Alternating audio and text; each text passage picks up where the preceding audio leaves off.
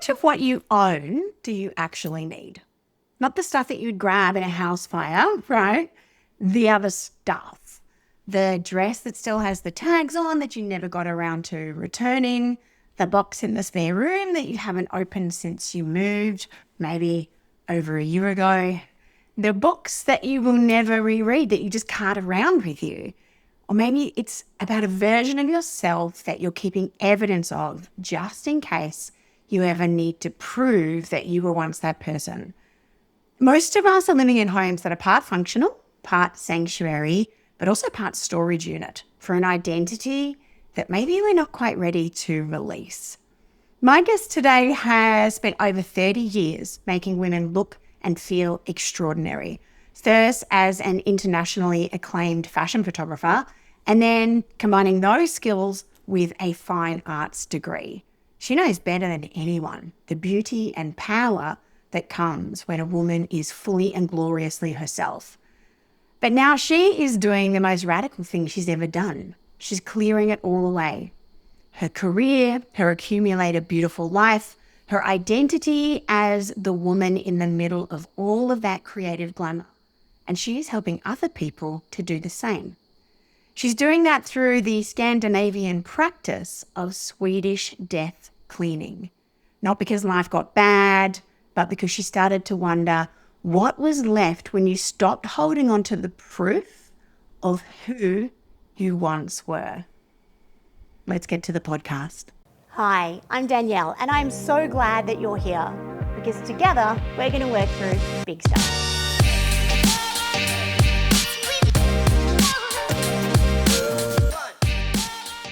Cindy Kavanagh, welcome to Big Stuff. Thanks, Danielle. So nice to be here. So it's so lovely to have you. I have been watching your transition. I obviously know you because you did those incredible photos for me. And then I've been watching your transition and I'm fascinated by what you're doing and where you're going.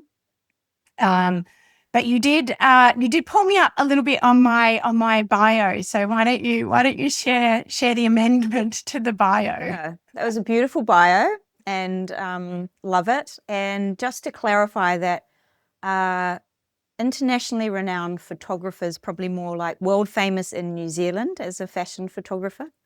And all the rest seem pretty on spot. But yes, it was fashion photographer. Then I did my Masters of Art, and it's really combining the philosophy of the art and the fashion and beauty of fashion that created the portrait studio, the Modern Muse, which we took portraits of you a few years ago, and that's the work that's moved into what I'm currently doing, my new offering, Simplify with Cindy. And it's really pulling together all of those interests of mine into this new offering, which is getting to the guts of a person and their identity and really finding the gems of what makes them themselves and elevating that and making that what they decorate their homes with. So it really feels like a personal environment that really is the truth of who they are. I want to start this conversation talking about identity, right? Who you were and what it was to be in that busy, glamorous world of fashion. What was it like for you to be in that? What was a day like for you? So I suppose tracing it right back, photography was my first love. And so that was what led me down a creative path. And I was originally planning to go down the artist path and go to art school, but I didn't get into the art school. So then I went the commercial route and studied under fashion photographers. It was always for me about the beauty of the story. So we were selling dreams, not dresses. I'm sure you've heard that phrase before from fashion photographers. And it really was that for me in the 90s. We were selling stories of who these characters were that were wearing these clothes. And always for me, it was the editorial, it was the story, it was the the kind of imagining of who this character or this archetype was. So that was always for me the draw, creating mini fantasies, I suppose. And that then led to, at 40, I went back to art. It was always a passion of mine. And for me, it's really an inquiry into the philosophical side of life and asking those deeper questions of who am I, what's important, what's the truth. And for me, that led to a lot more inquiry about our identity and who are we privately, who are we publicly, and where do we choose to invite people into our lives, public or private. And then that curiosity, I suppose, sparked the Modern Muse, which was a portrait project, if you like, about photographing women and girls and inviting them to see who do they want a portrait of. Like, the invitation was always, who are you stepping into being? Let's take a portrait of that person, which was really an inquiry into, who did you want to be when you were young? What are those sort of really key sort of first experiences that made you feel alive? So for me, the gold of that whole process was really getting to have these deep conversations with women and girls and seeing who it was that they wanted to be, what lights them up. And let's find those threads. We'd use clothing and props and location to anchor that vision that they had. And it's that conversation that really led me to move into the Swedish death cleaning, because for me, it's the same conversation. It's, who do you want to be? Who do you aspire to be? Who do you want to step into being? And really, I got to see that the identity that we carry is also in the objects around us, in our possessions.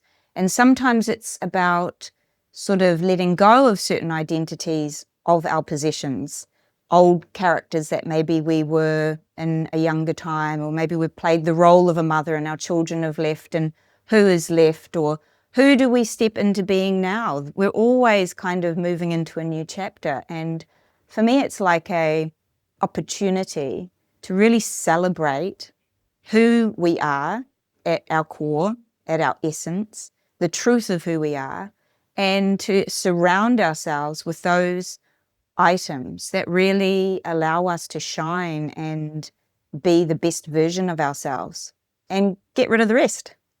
After you and I talked about, we had a little pre-conversation for this, I realized that I had been avoiding my office. And I think really I've been avoiding it since my mum died.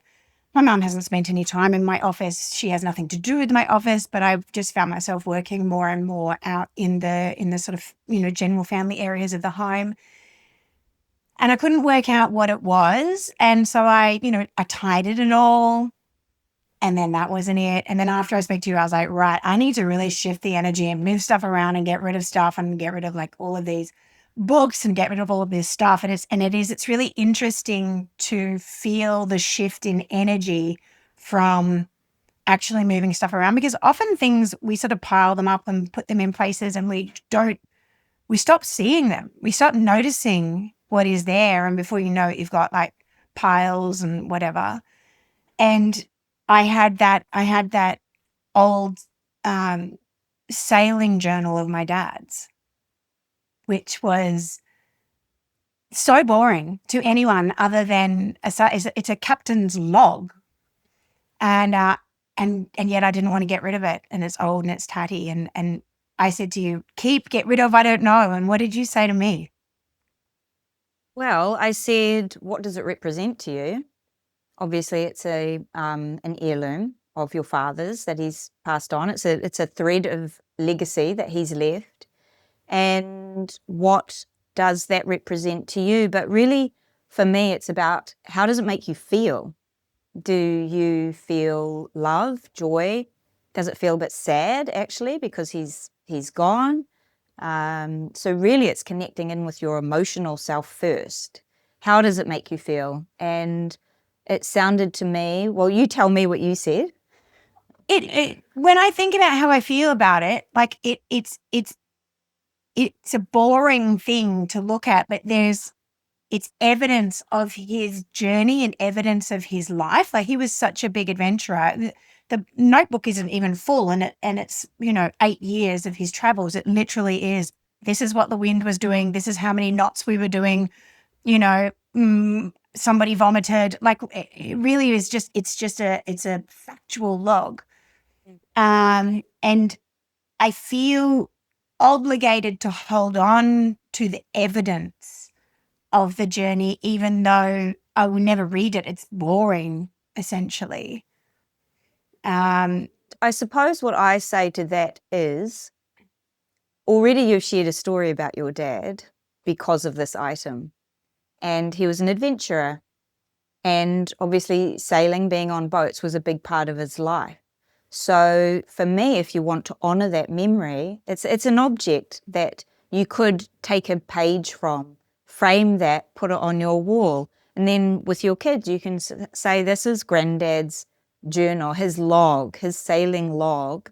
And yeah, it's just the everyday, but this is a little window into his world. Like, this is literally, he wrote with his own hand what was going on this particular day. And that's gold. I mean, to one, have somebody's handwriting or something they've made or something they've put their print on, it carries a memory. It's a resonance. There's energy there. And so for me, that's just a beautiful thing to celebrate. If it doesn't bring up sadness or, a bad memory, then I think that's a beautiful thing to have of his.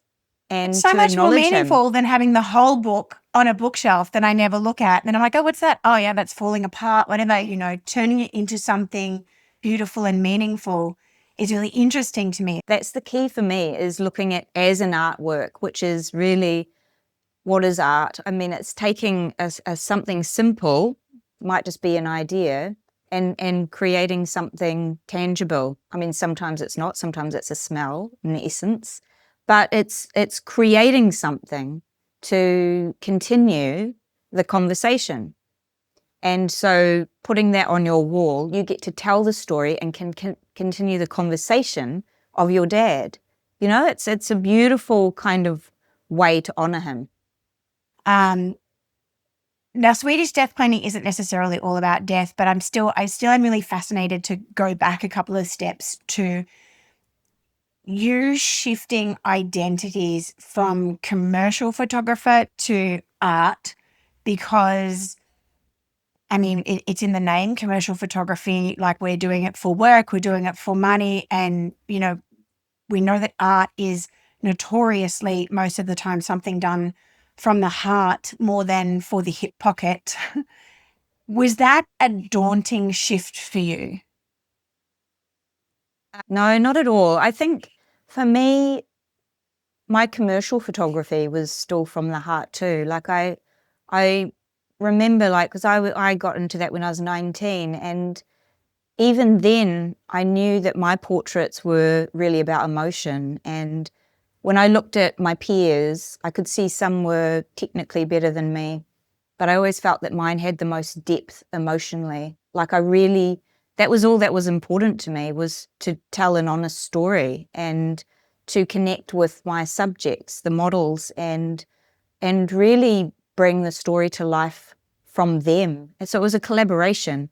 And for me, that's really the heart of who I am, probably. I mean, and then for me, going to art school was really bringing in the conceptual, the philosophy, the grounding to, like, why do I approach life this way? And, it kind of made it more apparent to me why I approach life the way that I do, and the values that I have. And in a way, everything just became more congruent when I studied that, because it's really, it's an exploration of the self to create art. Mentioned the self-exploration helped you to understand why you are this way, why your values are as they are.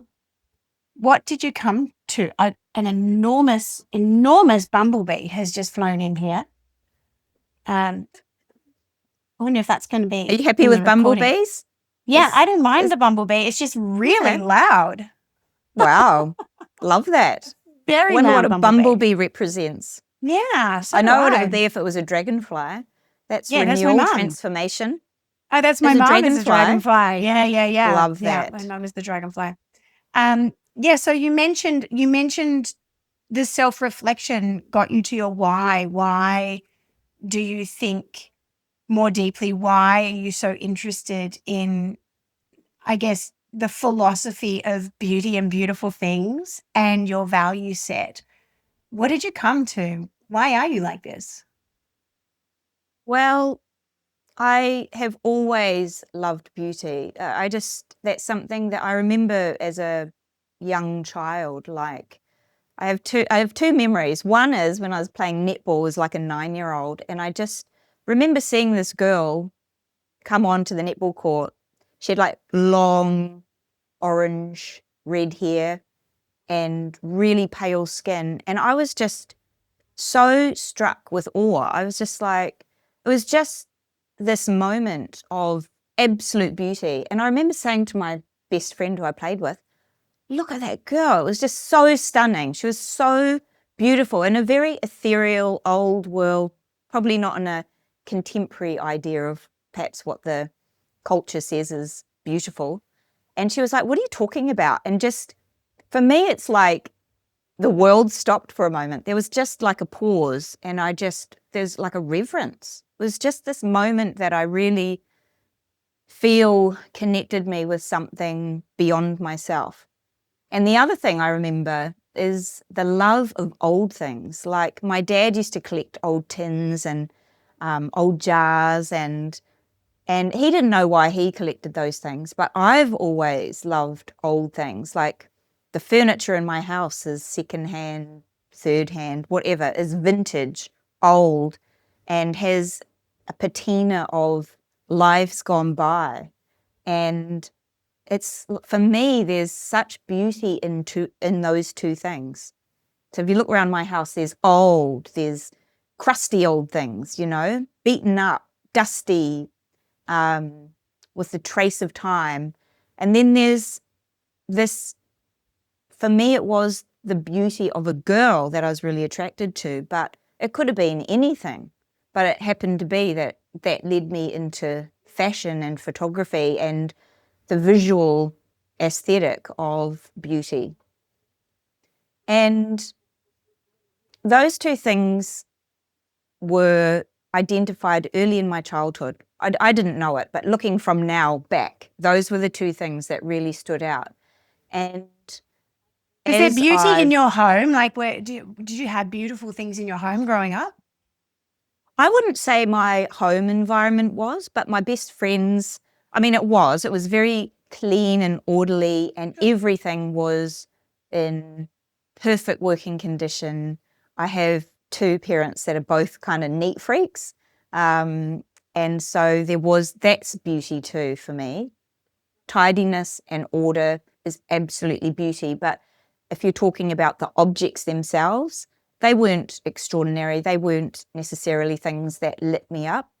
But my best friend lived in this house that was like an architecturally designed house. And I remember from 7 going there and just again being absolutely in awe of this home. And they had artworks, contemporary artworks. And again, I didn't know why I was so drawn to these items, to this space, the architecture. But I just felt really alive. And in fact, my best friend's mother recently died just last year. And I'd written to her early in her cancer journey and said what an, incredible role model she'd been for me in my life. And I remember this one item in her house, and I spoke to it. It's this little ceramic piece, and it was a paper bag, but it was made out of ceramic.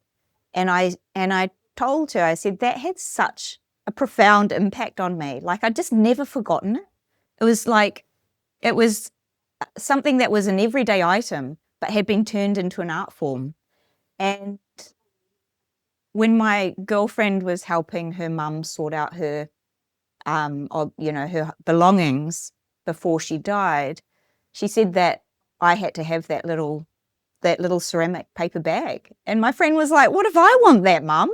She was like, "No, Cindy needs that." And Yeah. so she gave it to me. And I just thought that was incredibly generous.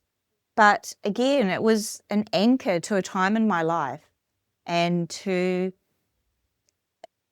remember her by, you know? She had Yeah, I such a love big that. impact on me and my life. She didn't wear makeup. I don't wear makeup, you know? And I Yeah. feel often it is going back to those childhood, those early memories of what lit you up. Mm.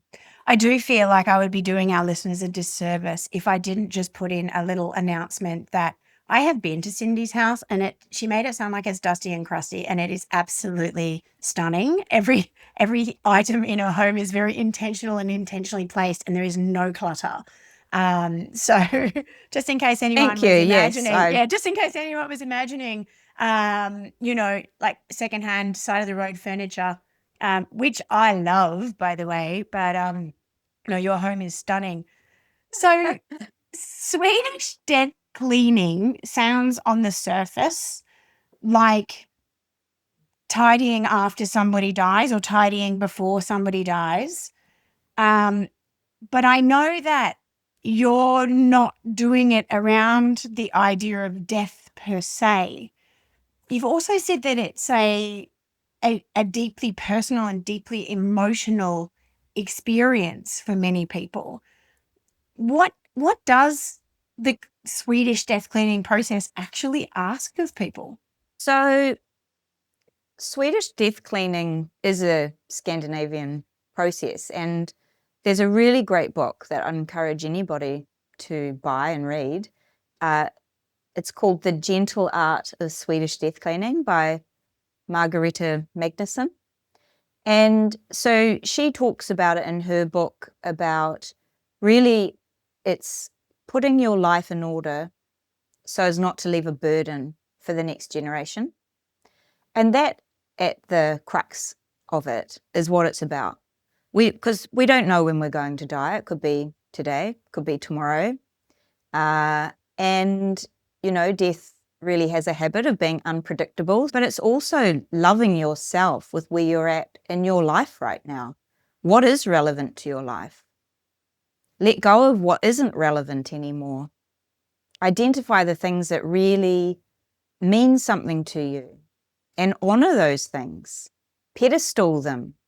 Surround yourself with them. Put them on your bookshelf beside your bed in places that you can see them and acknowledge them. Because we don't get to take our possessions with us.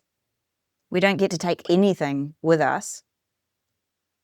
So really for me, it's about just becoming present to where you're at and taking care of your shit is what I was going to say. Take care of your shit. You can absolutely say, take care of your shit. I like what you said, that it's not necessarily about dying or preparing to die. It's also taking care of how you want to live, how you want to be present. Because the process of clearing away the shit is deeply cathartic. I've worked in my capacity as a coach. I've worked with a number of people who have stuff problems. There have been a couple of hoarders, but there have also been people who just have a lot of stuff, clutter everywhere, and can't seem to get their head around clearing. So there's like all the spaces are full and things like that. What do you know about I suppose, the internal state and the external state and how they influence each other? So, how your home impacts your mind and how your mind may impact your home. Well, all objects are made up of energy. We know that, right? We're made up of energy. There's nature, obviously, that's made up of energy. But so are inanimate objects. They're made up of energy. And so the more clutter we have around ourselves, the more stagnant energy is in our environment. And our environment is so powerful. We're talking before about beauty in our environment. I think beauty is just one of the key elements that inspire us. It lifts us up. It raises our vibe. And to have too much stuff that isn't serving you, doesn't have a purpose, that's maybe old identities, then that's holding the energy down. It's really bogging you down. And people typically, when they go through their home and have a clear out, just say how much lighter they feel. And they, certainly all of my clients, without doubt, say that they feel like their life has changed, which suggests that there's a whole lot in our lives that we carry that's like a burden. We're carrying a what for? It's like, a whole suitcase full of stuff we schlep around moving homes that isn't serving us. Why not just gift that suitcase that we no longer want, full of stuff, away to other people that might be able to enjoy it in their lifetime? So, there's a spectrum, I suppose. There's hoarder at one end, and then there's the Spartan, the minimalist, what have you, at the other end. And there's no rules for how we choose or where we want to sit in that spectrum. For me, Swedish death cleaning is not about minimalism. It's not about having less for the sake of it. It's about choosing really intentionally, what are the things that serve me? What are the things that add to my life, that encourage me to live my best life? And some people have collections in different areas. Some people love books. Great. Have your bookshelf full of your favorite books. Some people it's shoes. Some people love to cook. So they might have, extra. 17 saucepans and 45 Exactly. wooden spoons. Why special wooden spoons? Yeah, I get it. Yeah. So, there's no rules for the way that I approach it. But to come back to the core of your question about energy, I feel like what we're aiming for is for your environment, your home, your space that you choose to, come back to at the end of the day, take your armor off and really come back to yourself. I think when it's feeling right for you is when the energy inside yourself and outside yourself is congruent. It's like there's a match. You feel held. Doesn't feel like there's too much. Doesn't feel like there's too little. So you're really held. I love the idea that a home can feel like you walk in and it's like, it's a fresh breath. You can take a deep breath and really come back to yourself. It's like you're tucked in. You're cozy. You feel really nurtured. It's inspiring. You feel creative. Feels like there's possibility, adventure, freedom. I love that so much. I think that it can be very easy for us, as I said before, to stop seeing the stuff that we have in our home. I know I've got some pictures that have fallen off the wall because I use that 3M sticky stuff, and they've been sitting resting against the wall now for at least 12 months, possibly longer. And I just walk past it, right? I just walk past it. And the last few days I have to fix that. I have to put them up, and I just haven't. And it is those things that we no longer see. So we're not, I suppose, being intentional with our space. But there is also the holding on to things for sentimental reasons that sometimes you don't even like. It's, yes, but this is someone that I loved. This was something of theirs, and they're not here anymore. or they gave it to me, so I have to hold on to it. How do you approach that kind of thing? Because sometimes that obligation meets whether we actually like it space can be tricky to detangle from. How do you approach that kind of thing? Yeah, well, I would start with how do you feel when you look at it? So it's always checking in with yourself and seeing what sort of vibration it gives you. Is that a good vibe or a bad vibe? So that's always the starting point. And if you're kind of could take it or leave it, then for me, that's the answer. If it's not a hell yes, it's a no in my book.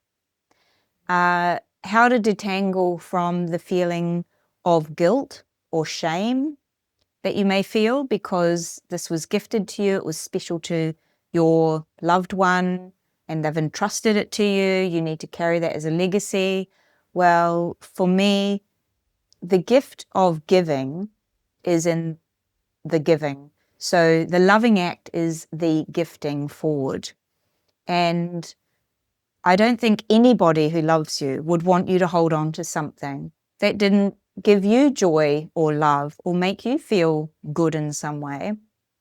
And so my first instance would be to say, is there somebody else in your family that might enjoy that item?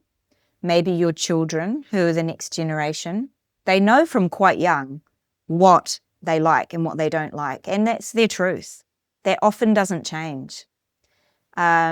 So perhaps there's, if not your children, then an auntie, a cousin, a niece, a nephew. There's so many other people in a family that may enjoy that item and get a lot of value from it rather than it sitting in your home and you're kind of hating on it a bit. So that's not honoring the memory of your loved one either, is it? Yeah. Or even I think ambivalence, sometimes you just like, I have zero feelings about it and it's just like there, I think that's, another thing And if as not well. within your family, then there's a whole world of people. Somebody is going to love that thing. Yeah, one you man's know? trash, right? I'm a huge Exactly. fan. I'm a huge fan of op shopping and marketplace and all of that. Mm. I know that you are going through a big identity shift yourself right now. Your eldest has just moved out of home. Is that My right? youngest, actually. Your youngest is, oh my God. So does that Yeah. mean you've got the completely empty nest? Well, look, she's gone traveling for a year. Yep. She may come back to live. However, she is already talking about going flatting with her friend. So she turned 18 in January, and she'd, been working in hairdressing for a couple of years. She's got her hairdressing certificate. And it was always, since she was about 12, the vision was go traveling in a van around the world. And she worked for 2 years, saved up a bunch of money, and that's exactly what she's doing. So she turned 18, and the day after, she left on her journey with her best friend, traveling around New Zealand for several months. And, it has taken me by surprise, the level of grief that I've felt of her moving out.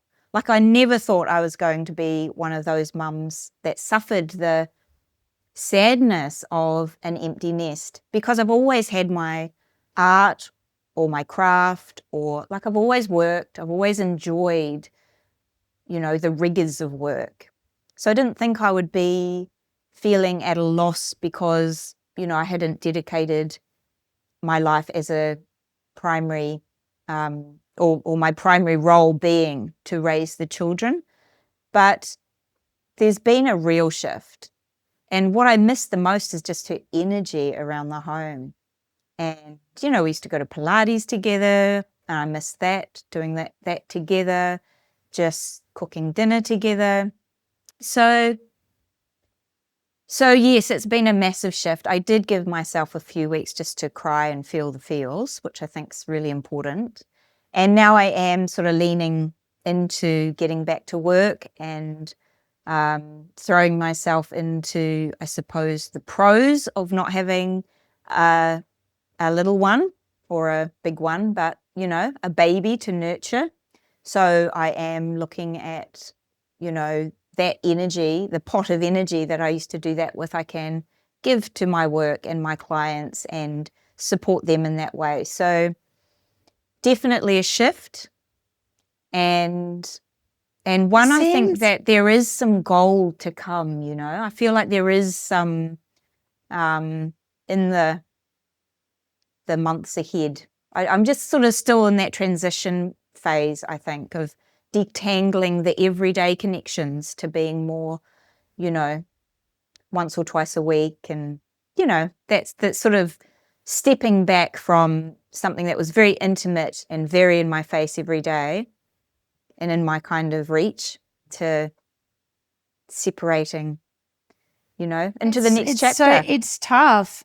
It seems to me that we are constantly shifting identities, even if we're not changing jobs or, doing anything that we might see as a major identity shift, like changing from one version of ourselves to another version of ourselves. It's almost as though with each new evolution of interest, with each new deepening of our creative practice or creative questioning, with each new chapter of our children's lives, each new chapter potentially of our relationship,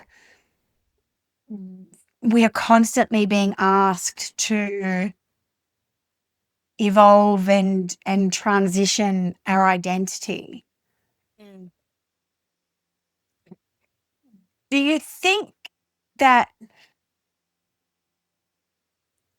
you will ever stop grieving the transitions and just be able to be like, here we go again? Well, yeah, that's an interesting question. I mean, I don't really feel like this has been an identity shift for me, although possibly it is. I do see it as a transition and a transition to a new chapter. And what do I want that chapter to look like? I certainly do inquire into that intentionally.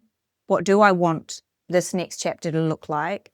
My husband and I spent time over the holidays, like really considering, well, we've raised our children all to be adults now. So this next chapter for us, what does that look like? What do we want it to look like? And really revisiting that and breathing new life into the possibilities of, more time together. What are the things we love to do? It's also about us reacquainting ourselves to each other beyond the cold face of parenting day to day. And that's beautiful. I mean, my husband's been a parent for 34 years. I've been a, parent apart from a step parent for 20 years. That's a really chunky time of life, And so for me, I just feel this wonderful opportunity to invent a new version of me that I'm going to step into being. So I see every kind of phase of life as a new chapter. And there's always a possibility of rewriting what the next chapter looks like. So for me, it's not in some ways, what am I letting go? I mean, there is that. There's always a beginning, a middle, and an end. But it's also the invitation of who do I want to step into being? So I think the grief and the joy sit side by side, right? They're always together, one in each pocket. And that's how we traverse life, isn't it? Yeah. Have to carry it all at the same time. Absolutely. When you just said one in each pocket, the joy and the grief, or the joy and the challenge, that is pretty much how I've felt about life for the last, I was going to say couple of years, but really probably a couple of decades. Yeah. which is there are so many great things, and I seem to have back-to-back challenges and amazing friendships and beautiful moments and lots of really hard stuff. And I feel like that is actually what life is. And it's being able to ride that balance between the two pockets, as you said. Yeah, So the one pocket doesn't get too heavy and pull your pants down. exactly. It's the duality, right? I think, Yeah. When my children make a joke that I would make, but they make it faster than me, when they say something deeply insightful that helps me to see all of the foundational stuff that I've done over the years has sunk in, all of that stuff is deeply rewarding. And the day-to-day trenches stuff can still be really relentless and difficult. mm, So now that you are through essentially the hardest part of the day-to-day parenting, obviously you're still a mum. That never goes away.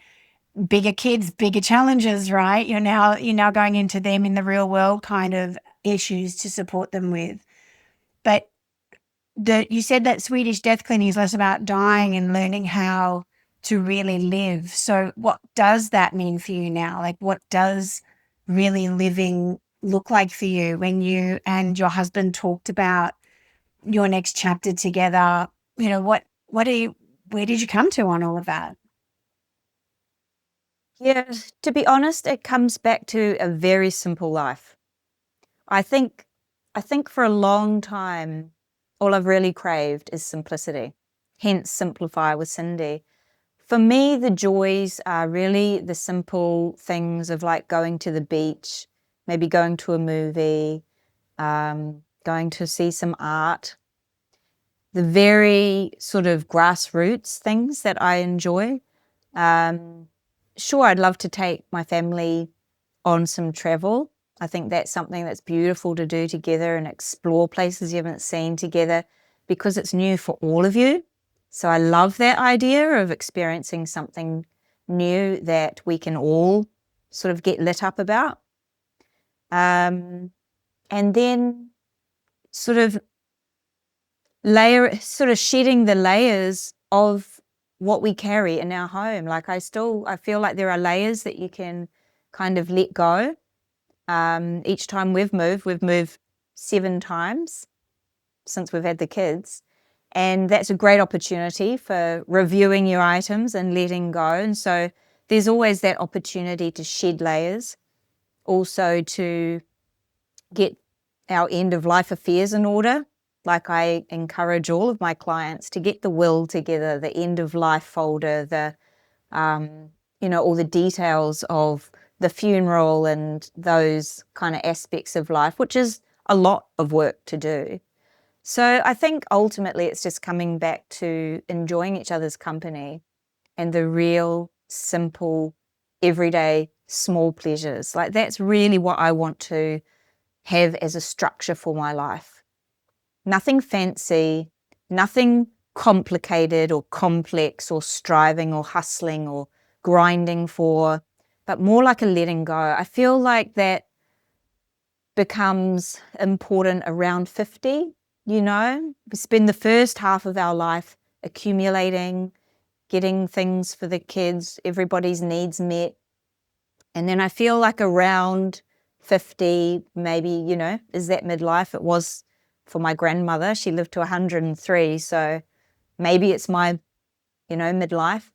I feel like it's now about letting go and giving back to others. Like both my husband and I talk about this. He's doing some coaching in his work too. And I feel passing on wisdom and knowledge to the next generation or to other clients, just helping people live better lives. Like for me, that is what's most rewarding now at this point in my life, just bring it back to simplicity.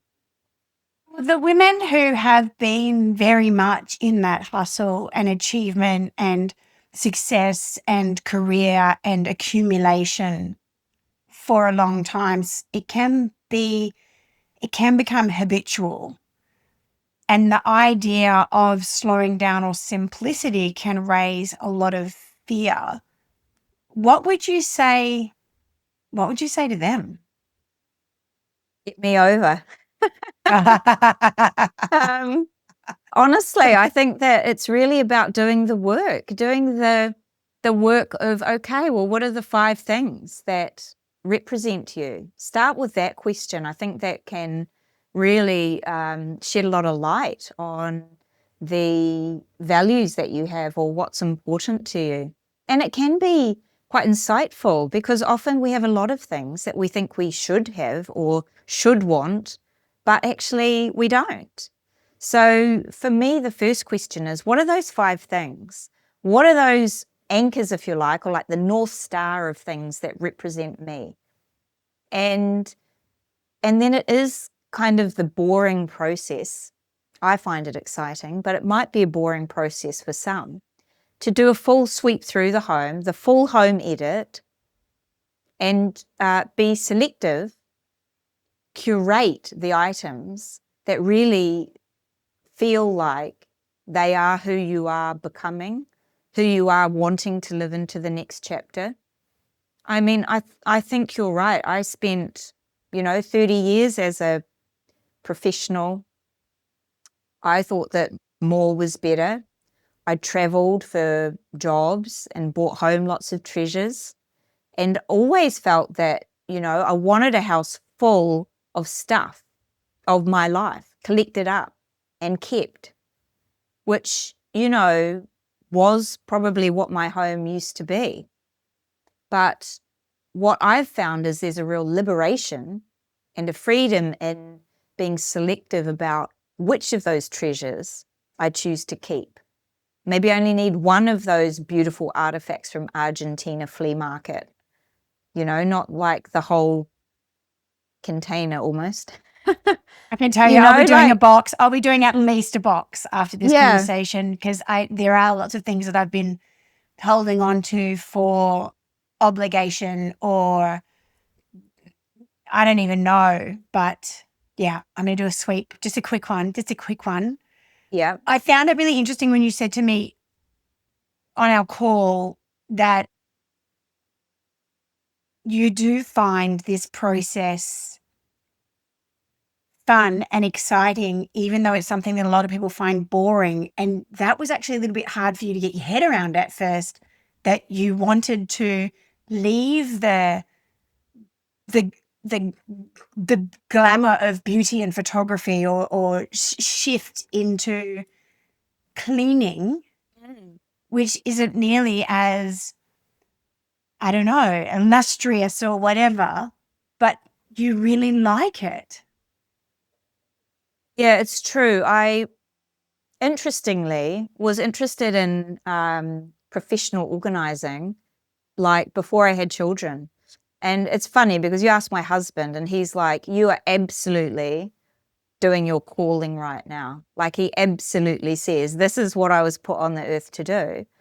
Because like when I lived in New Zealand as a fashion photographer, I remember coming to Sydney, I live in Sydney now, and doing a professional organizing course. I was that passionate about it. But I remember thinking, this is so odd and a bit weird, like, what the hell?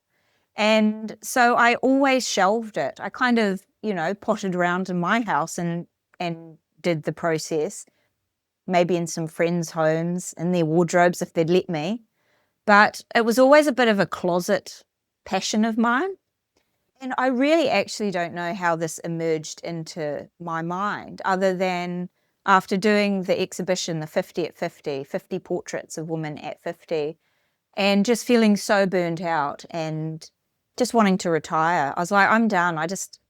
The door had closed for me. I was like, I'm done. And then I was like, all I want to do is just tidy up my home. And I just want to help people tidy up their homes. And then it really just sparked from there. And then I called a friend and said, can I come and do your home as like a case study? Just see if I like it. And then I've been working nonstop for 18 months. So it's obviously something that people, my friends, because I do seem to be working around the friendship group, and it's something that we all want to approach, tend to deal with, look at what the next chapter is. You know, I feel like it's a time for a reckoning, you know, this midlife sort of chapter. I suppose that's why it's called a midlife crisis, right? There's an opportunity to throw all the cards in the air and see what comes back and what sticks and what you choose to then carry forward with you. Absolutely. Absolutely. And it's empowering. It's empowering. It's an interesting time of life full of interesting challenges, but it is deeply, deeply empowering. I think that's a perfect note to end on, just knowing that you got from this place of doing all the things that you thought you should do, and then finally came back around to the thing that you have always loved to do. What would you say to anyone who is doing what they think that they should do and resisting those little whispers? You mean in life or in their home? Yeah, in life. Yeah. Well, honestly, I think that putting your home in order is one of the most important things you can do for your life. Because I see this with my clients, and once you put your home in order and you're just having the things you love reflected back to you, you get a new sense of who you actually are. You get a sense of your truth, your identity, because sometimes it's actually different to what you think it is. Like, I remember going through my wardrobe and literally doing the "does this spark joy" question to each item. And there were things that I wore often that just didn't spark joy. And there were things that were like not things I was wearing that I loved. And so I followed the impulse and let go of the things that I didn't feel I needed, that didn't resonate with me, and kept the things that I wasn't wearing but lit me up. And that reflected back to me then who I was. I can open my wardrobe, look at all the colors, the patterns, the textures. That's what I love. So, you know, our environment is like a mirror. It reflects back to us who we are, who we want to be, who we imagine ourselves to be. And I feel like that's why this work is important. Yeah, because greater clarity in that gives you greater clarity in everything.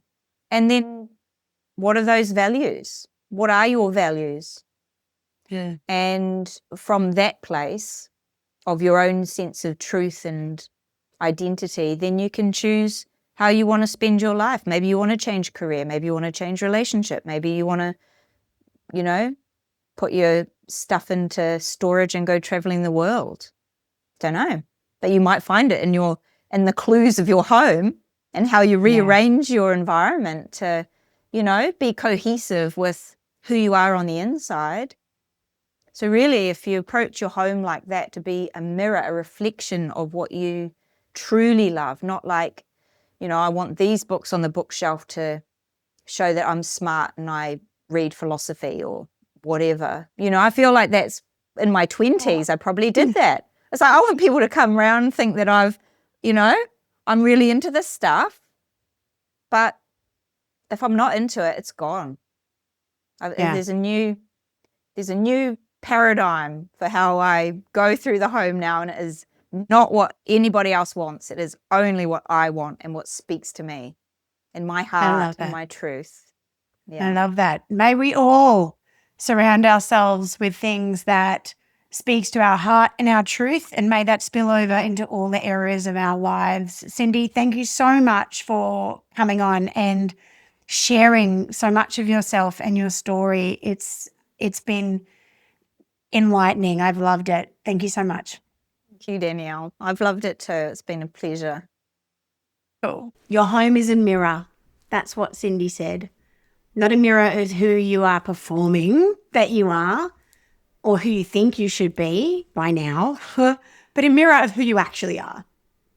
And sometimes when we're brave enough to really look at what's around us, what we find reflected back is that we might be holding on to a version of ourselves that has quietly outgrown us. Or maybe we've outgrown it. Maybe it's time to put it down. I invite you to walk through one room of your house today, not to clean it, but just to notice. What are you keeping that you've stopped noticing? What does it represent? Is it still who you are or who you used to be? And I invite you to also think about Cindy's 5 objects question. If you could only choose 5 things that you own that show the world who you are, what would those things be? What do your answers tell you about your values? And are those values reflected in how you're actually living right now?